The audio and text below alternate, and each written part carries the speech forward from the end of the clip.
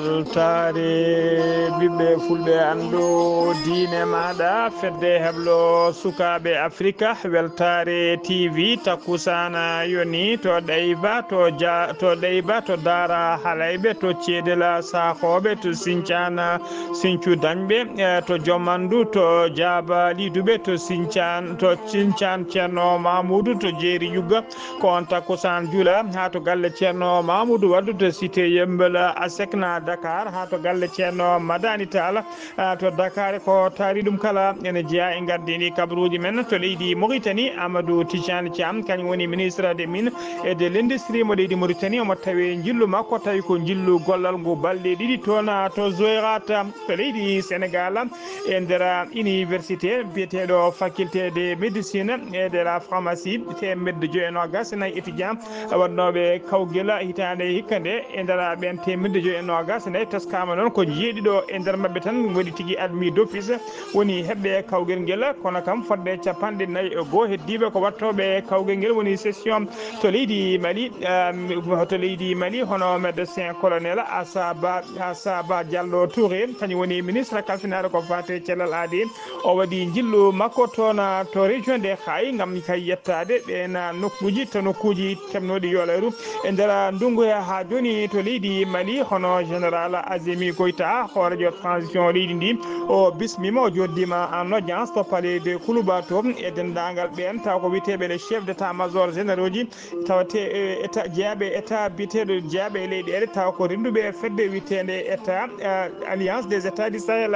kedde Afrique ma en ketto musidɗo men Alassane Oumara Mbodj kabaruji men jolam jaɓiri ƴayten ko ha to leydi Ukraine to leydi Israël to leydi Russie ha to leydi Liban bisimilla mon e ketki hotodirte joni joni piren pacciren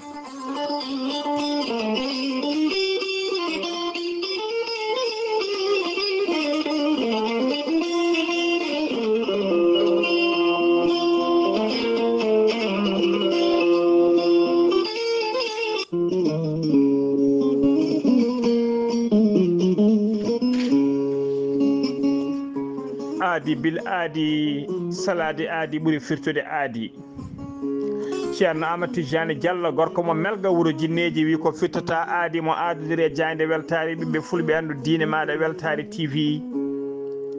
ceerno Amadou Tidiane Diallo ko gando bindi laaɓaɗo leɗɗe jaadiɗo ɓalwal danwal kala ceerno Amadou Tidiane Diallo ne safa rafiji kewɗi ɗe jiida cirol wonduɓe kista wonduɓe fibrom dogam site rewɓe donc ɓe sowade rewɓe dartoraɓe kala ceerno Amadou Tidiane Diallo ne yawran ɓen wonduɓe prostate worɓe usraɓe gorago yawɓe yitade koye men e jippiɓe leecce kala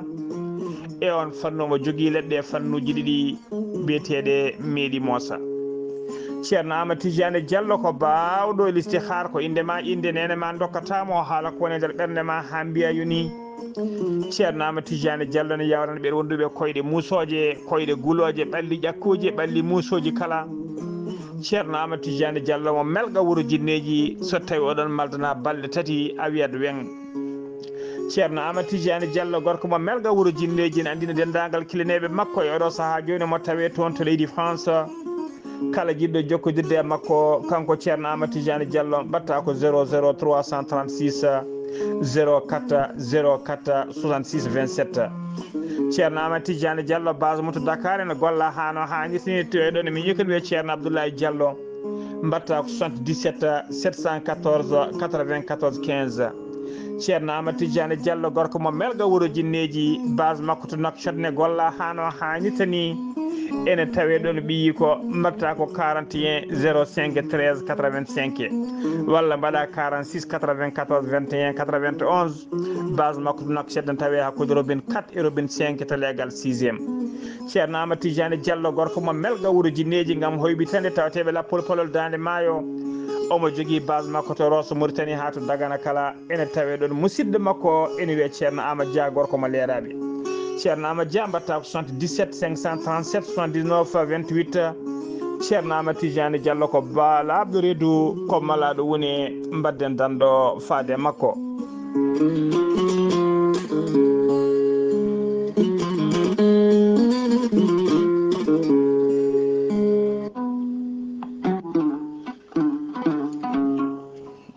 salade aadi ɓuri firtude aadi. ceerno Djiby Sy wi ko firtata aadi mo aadodira jande weltare ɓiɓɓe fulɓe andu diine maɗa. ceerno Djiby Sy ko wittiyanke leɗɗe ko safriyanke safruji fina tawa. ceerno Djiby Sy ko laaɓɗo reedu malaɗo woni newiɗo sanne sanne.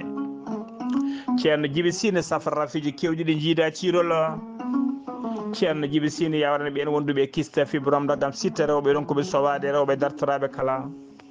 ceerno Djiby Sy ne yawrani ɓen ustoraɓe gorago yawɓe yitade koye mumen e jippiɓe leece kala.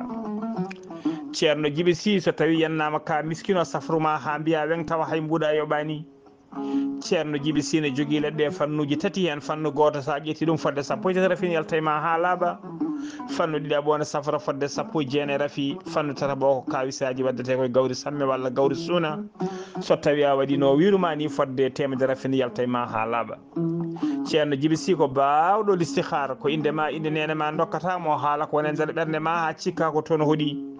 ceerno Djiby Sy ene andina dendagal kileneɓe mum tawateɓe to leydi Mauritanie listihar ko ujunere ugoya walla kartal crédit ujunere. so tawi ko tawateɓe leydi Sénégal e dendagal e ɗeɗe ñamoje franc CFA listihar waɗirte ko 2000 franc CFA. e on fannu mo jogui numéro web ko numéro orange money mbatta ko 00 221 78 128 35 98. ceerno Djiby Sy ne andina dendagal kileneɓe muɗuma e oɗo saaha joni omo tawe toon to leydi Sénégal to leydi Sénégal to leydi Sénégal to wuuro witengo Hammadou Hunare. ceerno Djiby Sy ko bawɗo listihar.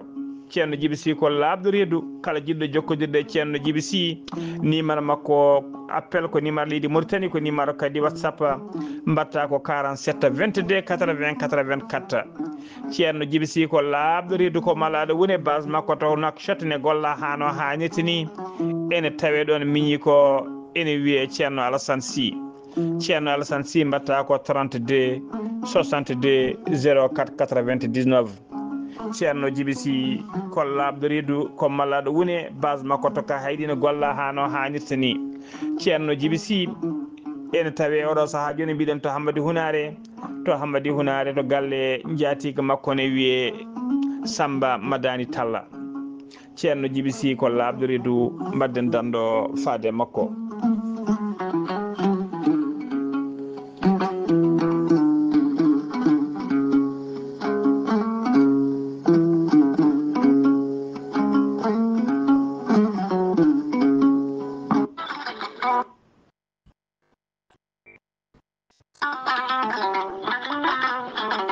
gorel te ko aadiyanke mo firtata aadi e jayde weltare TV. gorel te ko aadiyanke ɗoftowo ɓen safrotoɓe e muɗuma. gorel te ene hollita weltare mum faade ɓen e kala saaha artoɓe. gorel te ene kollita dañi hen aafiya mawɗo no feewi. gorel te ko haako moƴƴo iwru ko tokkore dinnoro ari ko wallude e safrude ha moni kala daña aafiya muɗum. on joguiɗo AVC cardiaque ƴiƴam dogata e ɗaɗi mum ɓandu jaaɗoru ɓandu wuloru neɗɗo toƴiɗo mo nangata taare kala mum de gorel te ene humta on haaju. gorel te noon sa yiɗi andude ko jangta e mum ko kala jahata koto Google mbaɗa www.gorelte.com ma jangan hoorema kala. gorel te an toƴiɗo donkuɗo yaade juma e jama ni jokkoyde enɗam kala musalla ɓandu no fotiri kala. gorel te ene momta ha laaɓa e ballal jomiraɗo o. sa yiɗi jokkodirde e tongoɗe gorel te beele mbawa jokkodirde mabɓe Oumar Dia to Tambacounda 77 527 14 44. so tawi koto Bonji Salamata Ba 77 695 43 01. so tawi noon gonɗa koto Gawol ko Farmata Abdoulaye 77 150 70 61. so tawi noon gonɗa koto Guédiawaye Guédiawaye Amadou Abbas Ka mbatta ko 78 313 89 28 so tawi noon gonɗa koto Thiès e ko taari ɗum kala jokkodirta koye Moussa Dia 78 860 76 68 so tawi noon gonɗa koto leydi Mali to wiyete Melga Mali jokkodirta koye Abdoullahi Diallo mbatta ko 00 223 72 49 30 07 so tawi noon gonɗa koto leydi France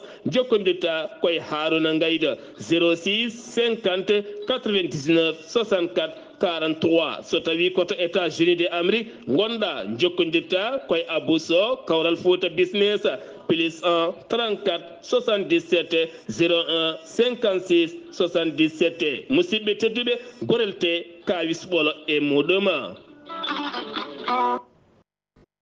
kettude kaburuji mon e ɗemngal pulaar Afrique, Asie, Europe, Amérique, Moyen-Orient, Océanie. Jam nyalle mon musidɓe tedduɓe eɗen gone mawnde jeetati lewru novembre hitande ujunnaje ɗiɗi e nogas e nayyi habruji mon e ɗemgal pulaar e sowte ko musidɗo mon sehdi mon Ghalii Abuu to karallagal ha mbawon yiide en to banggue nette ɓosoje ko miñi men sehil men Saydou Abouba hono no mbiruɗen gardini kabaruji men koto leydi Mauritanie puɗɗoɗen ko adi keɗen puɗɗo kabaruji men eɗen kabra dendagal bandiraɓe tawateɓe toon to leydi France Mauritanie naɓe Sénégal naɓe Mali naɓe e dendagal bandiraɓe kala ha tengtinnono e ɓen kala kay yiɗɓe ñantade kala saaha eɗen gandinaɓe kay wonde couturier ñotowo taw kadi ko joɗɗo junggo no fewi hono biteɗo Makam Mbaye Couture Amadou Mbaye ɓurulude Makam Mbaye Couture omo tawe oɗo saaha joni noon to leydi France addimo toon noon ko tawtorede ko fati tigui e concert mo Baba Mal ɗamini wadde toon tawi kadi omo jeeya e ɓen ñantoɓe leñol ngol kanko Makam Mbaye Couture noon tawi kadi ko ɓor ñotowo tigui sa ɓurnima jooɗa paɗɗa kala jiɗɗo jokkodirde e makko kay guila toon to leydi France ha to mbawɗa wonde kala numéro makko téléphone appel kañum kadi woni numéro makko WhatsApp mbatta ko 46 85 23 49 mbiɗen ko 46 caggal kayne mbaɗɗa 00 222 indicatif leydi Mauritanie mbaɗa 46 85 23 44 ko ɗum woni numéro makko appel kadi ko numéro makko WhatsApp e oɗo saaha joni mbiɗen omo tawe toon to Paris lamorgo leydi France ha joni habaruji men e ɗemgal pulaar to leydi Mauritanie ha joni ñande alarba jeegom lewru novembre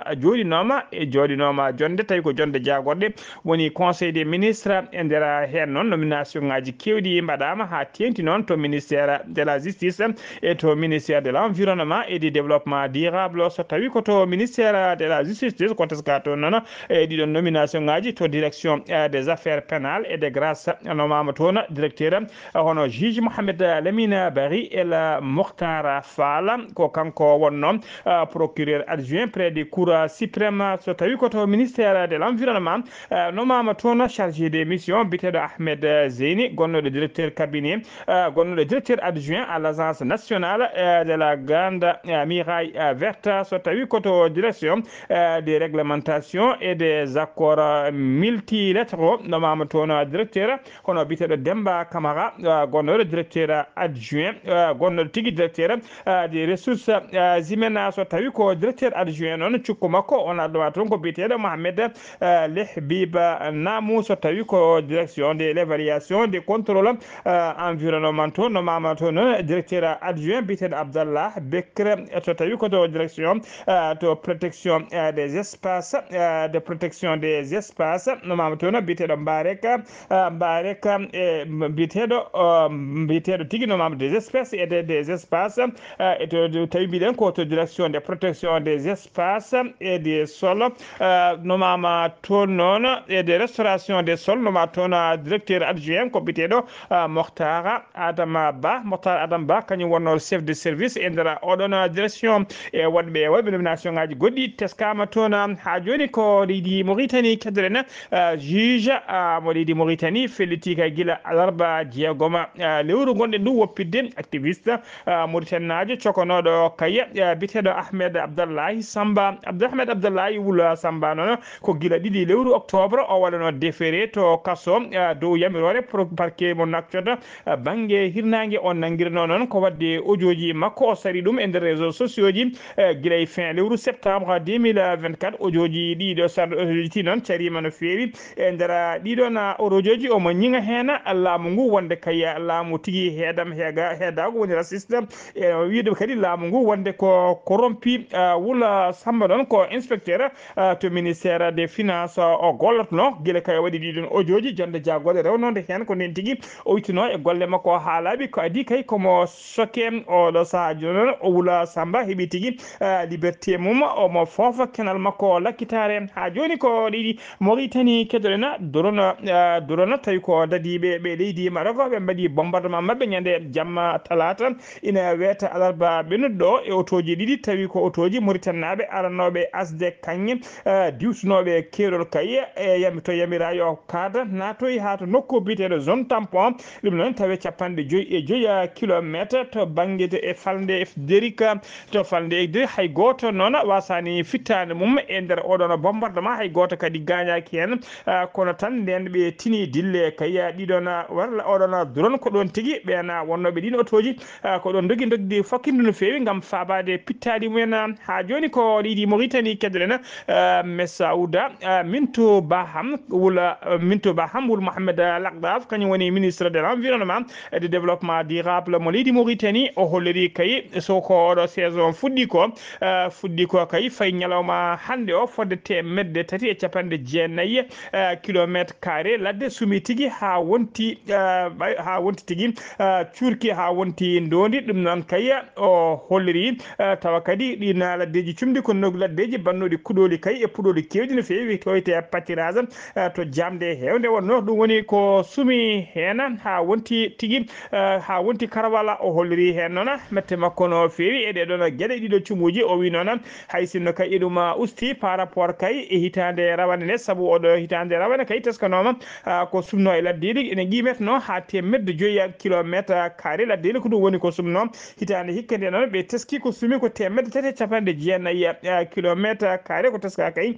ko sumi e nder leydi he o holliri noon laamu ngu ƴetti peeje kay wadde fodde 9 kilométre ko ɓe mbiyata des par à fait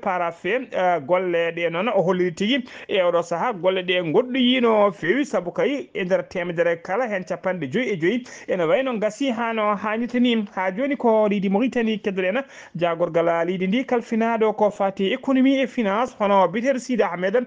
Wul Abuu o sifodiri alkamisa hanki 7 lewru octobre e ambassadeur joɗaniɗo leydi Allemagne nder Mauritanie sifande taw ko accord de coopération financière gam finance kay projet ji d'appui fati awono ƴeɗotiri e nder leydi Mauritanie jaru sifande nde noon ene qime ha million ngaji nogas taw ko halis euro so weccitama uguye noon ene hawra ha 1.jeegom million taw ko émiri woni tigui e limore hesende ɗiɗon million ngaji noon mbaw finance kay projet ji kewɗi e wadde fina fadu e fannu awo e nder leydi hen awo ngo ɓeydi jellutirade ha joni ko leydi Mauritanie keddoɗen jagorgal leydi ndi kalfinaɗo ko fati e cellal aade o waɗi supervisé alkamisa hanki 7 lewru novembre ndu gonɗi ɗo ñalawma taw ko ñalawma sensibilisation woni jeettino e famminde yimɓe kay ko fati e bone kay ko fati e bonande e caɗele keɓeteɗe kay wadde heesal e wadde popateri kewɗi no fewi taw ko waylori couleur nguru ɓandu neɗɗo ñalawma o noon mawninama alkamisa hanki o e nder nokcotte lamorgo leydi ndi tawi tigui wonno titode mabɓe ñehitade hikka nde noon ko pas de libre accès aux produits dangereux pour la peau dans notre pays woni tigui hoto mbemnanen natgol produit ji taw ko produit ji heesal e gojjinoji bayloji nguru neɗɗo hoto mbemnen ɗum natgol ɗum e nder leydi he ko ɗum wonno titendo e mabɓe hewɓe noon mbawi tigui tawtorede e oɗon ñalawma e yuɓɓina kay ñalawma o noon ko programme national des soins dermatologie ono ministre o noon o yañima hen no fewi kay ko fati e gueɗe kay ko fati e pigmentation woni tigui wadde heesal e wadde poppeteri kay taw ko gojjino ɓoynori walla changori couleur ɓandu neɗɗo o yañima hen no fewi guila e caɗele mum e rafiji addata ha e bonande addata kala o yañima hen no fewi o wi kay ko hunde hulɓininde nde yimɓe foof poti darade haɓade ɗum ene tawtora jonde nde kadi hono joɗaniɗo o MAS woni organisation mondial pour la santé nder leydi Mauritanie onne kadi yañima hen no fewi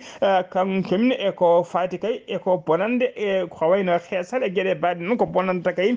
guila e tigui e cellal innama aade ko bonnata kay ha tenti noon kadi o holliri wonde kay ɗiɗon produit ji kutorteɗi ene waɗi substance waɗi tigui produit ji kewɗi baɗaɗi hen tawi ko produit ji ɗi moƴƴani bonɗi no fewi ko wayno produit biteɗo mercure hydroquinone ene tawe hen walla ko wite corticosteroid ene tawe hen ko substance uji bonɗi no fewi e nguru innama aade baroji kaptorɗe ɓandu innama aade holliri tigui sinno ɓeɗon hutortoɓe ɗum ene ganduno ko woni e majjum mbawata tigui wadde ɓalli mumen saabu ko hunde bonde no fewi hewɓe noon mbawi tawtorede ñalawma o dokki ñalawma o fodde mum ha timmi no hannitani ha joni ko leydi Mauritanie keddoɗen hono mbiruɗen gardiɗi kabaruji men Amadou Tijani Thiam kañum woni ministre des mines de l'industrie mo leydi Mauritanie o waɗi jillu makko garwenigo toon to Zoyrat togui kay ko noma ministre faade oɗo saaha joni jillu ngu noon koto Zoyrat noon ko toon tigui usine cinéma tawa kadi ko usine ɓurɗo mawnude e nder leydi Mauritanie ko toon tigui wonki oɗon usine tawate o waɗi jillu makko noon tawi ko jillu gollal jillu ngu noon ko balɗe ɗiɗi woni aljuma hande o e aset janggo ma o jillu tigui nokkuji kewɗi toon to Zoyrat kanko Ahmadou Tidiane Thiam noon o yahani goto mo yaade sete timmude no fewi jaɓɓama toon noon jaɓɓugal paydingal no fewi guila e laamu halfinaɓe ndenka e kisala Theresa Moore walla mbiyen toon to Zoyrat ha e ɓen tawa kadi ko gollotoɓe ardiɓe tambiɓe société cinéma mbawi jaɓɓademo toon jaɓɓugal paydingal no fewi ha joni ko leydi Mauritanie keddoɗen toon to Sehil Babi suka debbo goto heeɓi toon funeɓe taw ko funeɓe tato laamu ngu ɗon tawateɓe toon e zili lokko mbawi tigui yettade mo toon suudu safrirdu walla suudu toon to jibinirde to mbawi yettademo salmindemo sembitindemo tawa kadi ɓe garani juuɗe mehe ma en ketto cimtol musidɗo men Zacharia Samba Dia salminama jurama. e oɗo ñalawma aljuma en hawri jeetati lewru meɗen sappo e goho ɓirtande ujunaji ɗiɗi e nogas e nayyi ɗo e wuuro meɗen Selibabi lamorgo diwan guiɗimaga ha tengti e suudu safrordu diwan yankoru ndu Selibabi jaɓɓima e oɗo ñalawma hande nokku biteɗo pédiatrie wonande to nokkure to rewɓe ɓesnata oɗo ñalawma hande ɓesniɗo suka debbo goto jeeyaɗo e wuuro Mbekher so ɗon suka debbo o ɓesni Allah hokkimo kadi sukaɓe tato Allah hokkimo kadi sukaɓe ɓen ɗon tato ɓe gari eɓe kisi kanko kadi yumiraɗo haytana goto heftaki mo caggal ɗum waɗi jillu toon to suudu safrordu ndu Selibabi ono hakim mo wuuro Selibabi wondude e cukko galle conseil régional Wali Boubou Diawara nonne kadi wondude e directrice Mazef hono gaytane nonne kadi wondude e mairie mbo wuuro meɗen Selibabi hono Oumar Hamadi Ba ɓurɗo lolirdama ɓe mbawi wadde tigui délégation mabɓe ɓe jetti toon to suudu safrordu to gam yettade yiide oɗo suka debbo ɓesnuɗo ene dañi sukaɓe tato yaade toon yettade salmindemo e yiidemo andude kadi e cellal ɓandu makko kanko e sukaɓe makko holno sifori ɓe mbawi yettade toon ɓe tawi suka debbo o ene selli ene hissi kañum e sukaɓe muɗum nonne kadi ɓe mbawi addorde ballal mabɓe ko ene tolno e 200 ujunere mbuɗu gam wallidde oɗo suka debbo ɓesnuɗo dañƴo sukaɓe tato ɗon e suudu safrordu ndu wuuro meɗen e Selibabi ɓe kolliti kono Wali Boubou Diawara kanko holiti ɗum ɗo firti ko e oɗo saaha joni wonande laamu ngu e wonande joɗaniɓe ɗon laamu ngu ene mbatti haqqillaji e ɓesguli ɗi kala ko hefti ɗumen taw ene mbawa arde tigui rigui ɓattade ɗumen nonne kadi e rendude muɗumen kala ko wawi heftade nonne kadi hono mairie mo wuuro meɗen Selibabi Oumar Hamadi Ba holiti wonde ɗum ɗo ene holliti tan wonande laamu ngu e joɗaniɓe ɗumen toon e oɗo saaha joni ene mbatti haqqillaji wonande e ɓesguji ɗi ene ɓatti ɗumen kala ko heeɓi ɗumen taw ene mbawa tigui rigui arde tigui rigui daara holno alhaali o sifori so tawi kadi ko hunde fotde wallede ɓe mbawa wadde hen e ballal mabɓe Selibabi Zacharia Samba Dia gam Weltare TV. Zakaria Samba Ba en ndunima oɗo debbo ɓesɗe en mbiya tan yo cellal lomto kadi sukaɓe yo Allah wurnuɓe barkina newnaɓe kadi guura ɓe gurde jinnaɓe allahuma amina. Habaruji men ɗemgal pulaar sen umimata so hiiɗi baabi koto leydi Sénégal paaɗen résultat ji kawguel taw ko 5e année de faculté de médecine de pharmacie et donto stamologie et de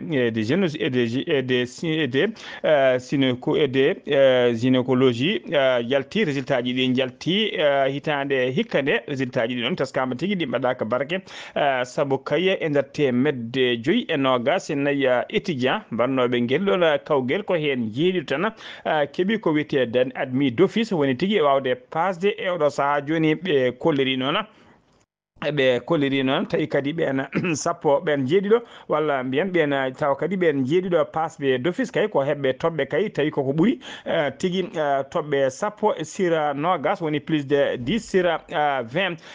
hollirama noon 41 heddiɓeɓe ɓen keeɓi ko moins de 10 sur 20 ɓen mbaɗama ajourné woni tigui ko fotɓe wattude guelɗon kawguel so tawi ɓen 41 waɗaɓe ajourné wondude e jeeɗiɗo heɓɓe ɓe soɓe nenti kamɓe kala hawra 49 so ɗumatama noon to banggue pourcentage ene hooli tigui ko 9,16%. ha joni ko leydi Sénégal keɗen colonel Cheikh Sara wiyama teeɓa omo tawe oɗo saaha joni e juuɗe justice mo leydi Sénégal o tuuma noon ko juuɗe makko moddude kay e alhaali escroquerie tuumaɗo ko fati e jooma ngaalu biyeteɗo Doro Gaye juge d'instruction mo 3e cabinet noon ene foti wadde ɓe auditionné kadi ina ɗamina tigui maɓe mbaddu tigui kuccam kamɓe tato kala woni tigui kanko on biyeteɗo colonel Cheikh Sara wondude e Doro Gueye e takkuɗoɓe o biyeteɗo Zakirullah kamɓe kala noon ɗamina tigui maɓe kuccodira ñande altine ɓennuɗo escroquerie noon moɓe tuuma o ko yeyde ko fati e boy woni tereŋaji taw koto bo walla laaɗe diwaji biyeteɗe Sédar Sega biyetegal Léopold Sédar Senghor jaaru mum ene qime ha go piccal ɗiɗi milliard woni 1,2 milliard taw ko France CFA colonel Sar noon tuuma tigui ko wonde complice wonande on joom ngaalu biyeteɗo Doro Gueye. ha joni kabaruji men ɗemgal pulaar to leydi Sénégal ha joni ñande jamma jeegom ine weta alkamisa jeeɗiɗi lewru novembre gonde ndu police halfinaɓe ndenka e kisala Dakar ɓe mbaɗi opération ngaji mabɓe kewɗi no fewi taw ko nokkuji ɓurɗi teskede kay hewde bandiyagal ko police noon ɓe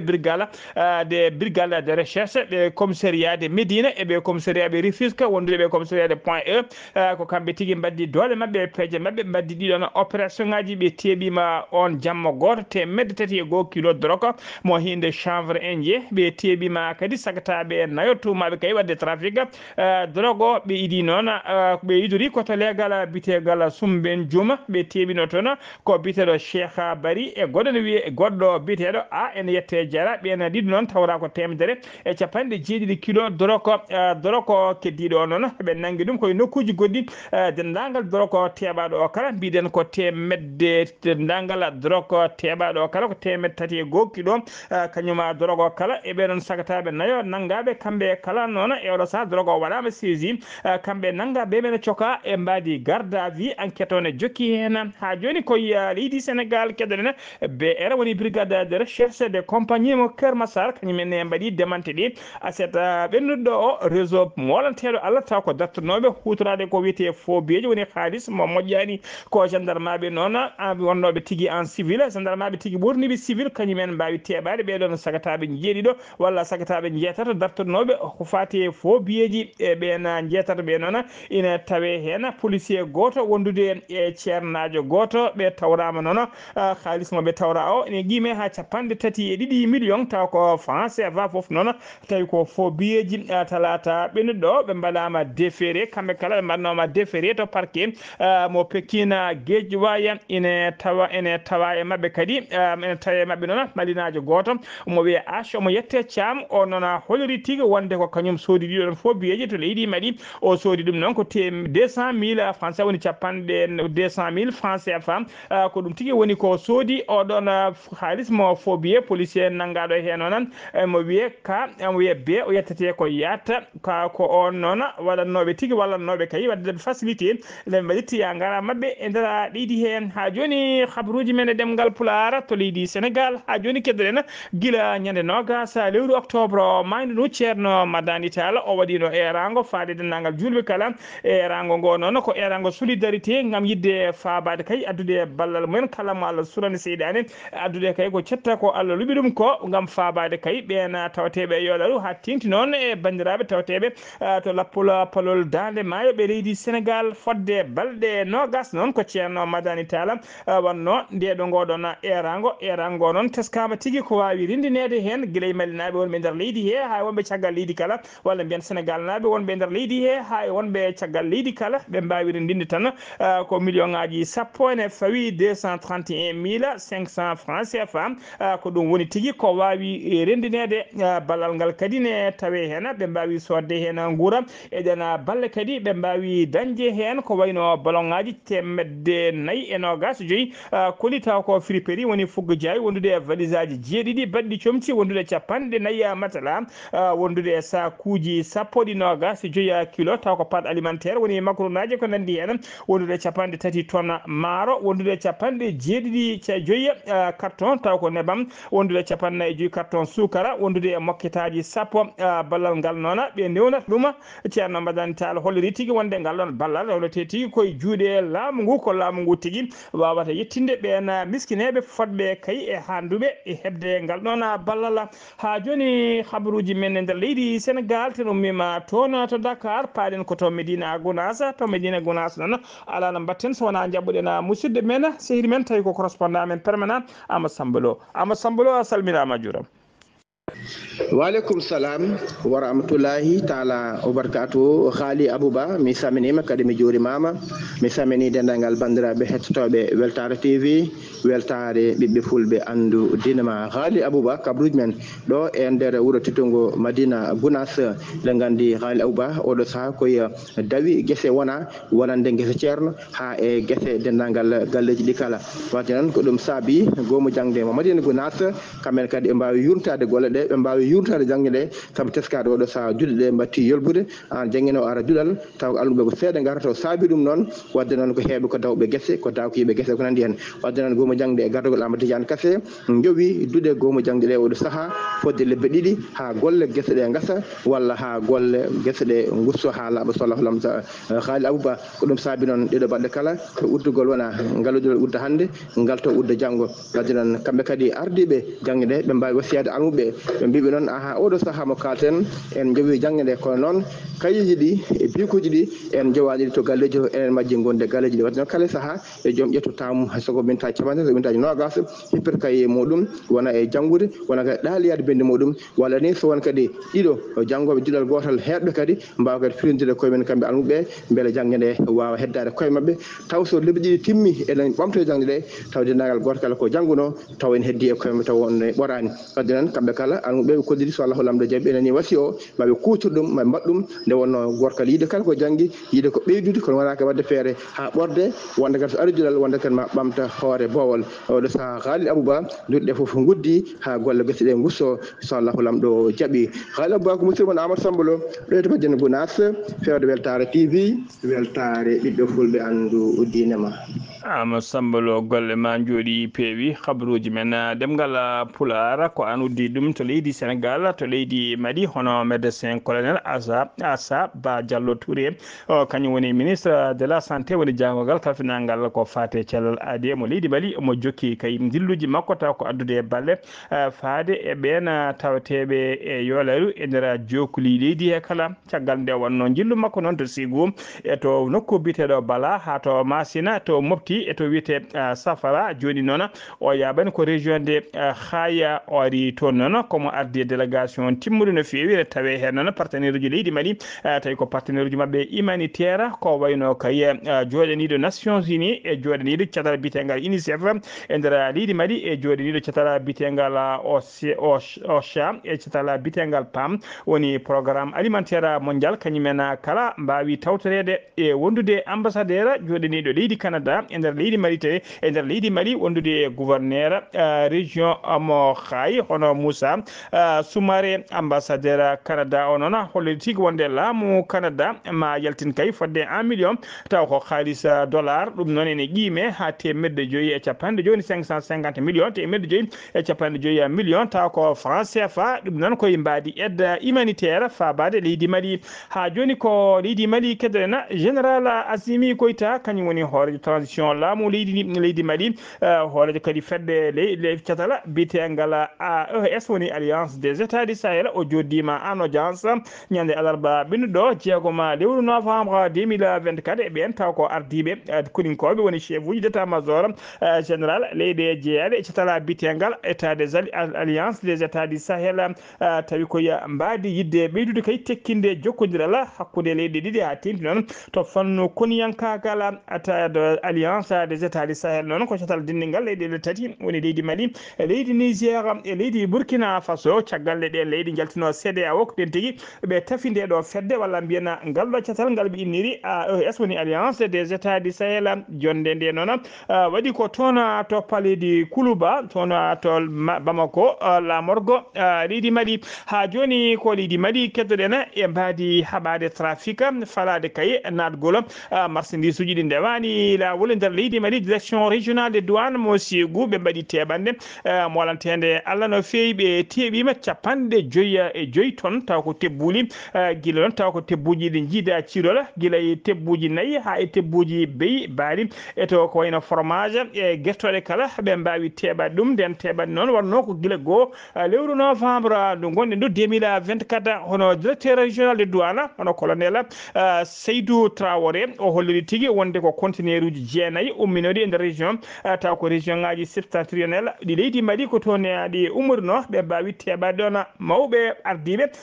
koninkoɓe ngaalu woni koninkoɓe tigui ardiɓe douane ɓe kolliri hen weltare mabɓe mawni no fewi ɓe mbaɗi félicité hen dendagal ɓeɗon douanier tawi ko wonnoɓe e oɗon diwan mbawɓe falade kay ɗiɗo marchandise uji tawi contrefaçon nadde e nder leydi he ha joni habaruji men ɗemngal pulaar kedde Afrique alano mbatten so wona jabɓuɗen musidɗo men sehil men Alassane Oumar Mbodja gorko mo Saram Dogo Alassane Oumar Mbodja salminama juurama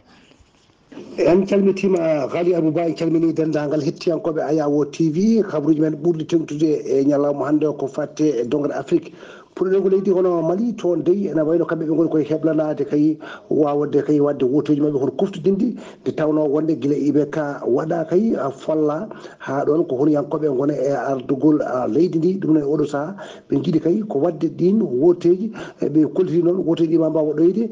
taw kadi koye mayguirde lewru daɗotono ndu ɓe jiiɗi kay ko wawde hono wadde hen ɗin woteji Burkina Faso ɓen avocat ji ɗiɗi diftonoɓe guila daroɗe lewru yokkoma ujunnaje nogas e nayyi to banggue tawde ko hirnangue leydi ndi ko ɓen de mbawa woppitede e ñalawma tawde ko hanki o tawno kamɓe ɓe jinno yaade toon to Bobo Dioulasso ko ɗon ɓe mbawno hono diftede e oɗo saaha noon ene wayno ɓe goppitama koye holkiso ɓalli mabɓe ɓe goni gam ƴewde kay so tawi ɓe ngala hono rafiji to Soudan banggue worgo William Ruto hoorejo leydi Kenya ko jaaɗo toon hono jillu gam kay ƴewde madde kay nandiral gonnogal hakkude gardiɗo kay taw kadi ko leydi ndi kañum wono o mbiyata wono Salva Kiir e cikku mum mbiyata wono Riek Machar Cameroun ñalawma alarbare jogom lewru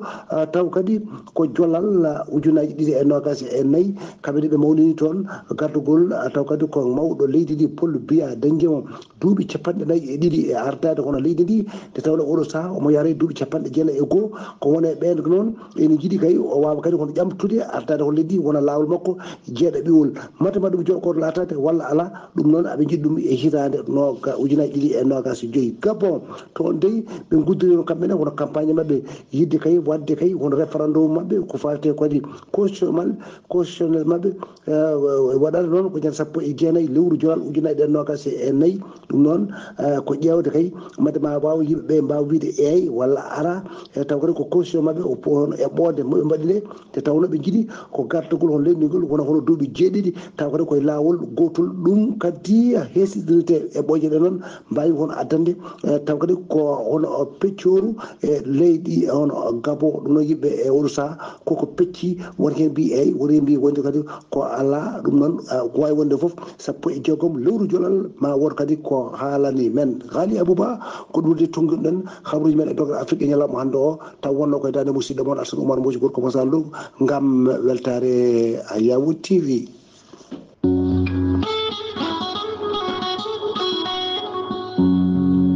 gonkay mini yande keɗotomi ko jahande heblo sukaɓe Afrika nde tawno jande ndene laaɓi kadi humpede welami humpitede ɓuuri humpede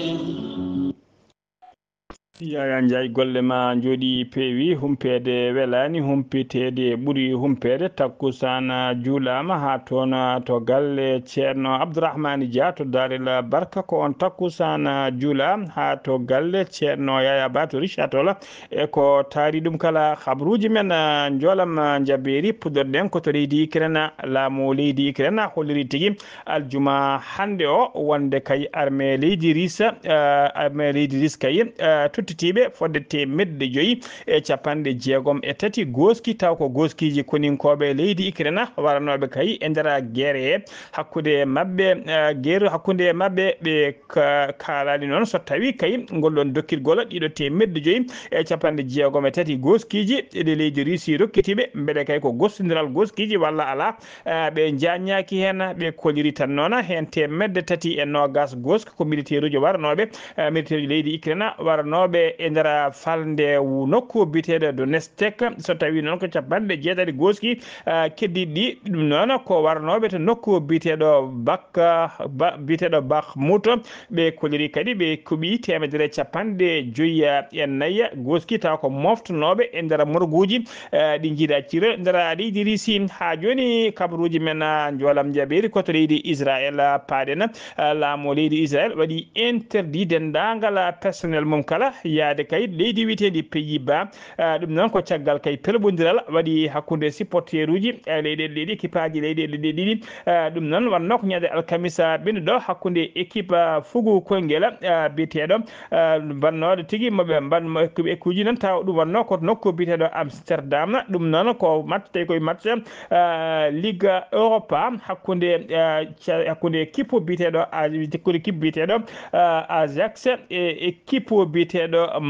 Maccabi Tel Aviv ha joni kabaruji men ɗemngal pulaar to leydi Liban Hezbollah libanais ɓe kolliri aljuma hande o 6 lewru novembre wonde kay ɓe aynima misilaji e nder base naval mo leydi Israël tawateɗo sara wuuro witengo Haifa to rewo leydi Israël ɓe kolliri kadi ko golɗon oɗon bombardement woni ɗiɗaɓo kay nder waktuji nogas woni nder ñalawma cakkiti ɗo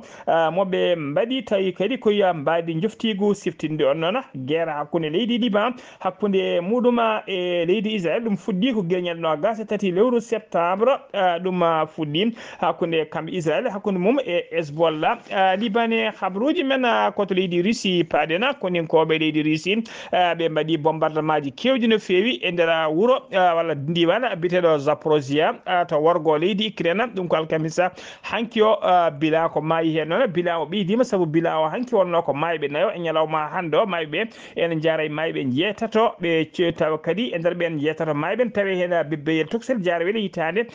wotere ɓe wiide kay gouverneur mo Zaporozhia o holliri kadi waɗi 42 yimɓe wonɓe tawi ko barmuɓe hen musidɓe tedduɓe gasi ha laaɓi ceere ko ɗum ɗo wonno ko min tongal noon habruji mon e ɗemgal pulaar e sawta he ko musidɗo mon sehil mon Ghalii Abuu to karallagal ha mbawon yiide en to banggue nete ɓosoje ko Saydou Abou so tawi ko roɓino kedde Afrique ko Alassane Oumar Mbodji to Madina Gounass ko Ama Sambalo so tawi ko Sehil Babi ko Zakaria Dia ketki malaki jaam yo jaam Allah jogo mi jogo on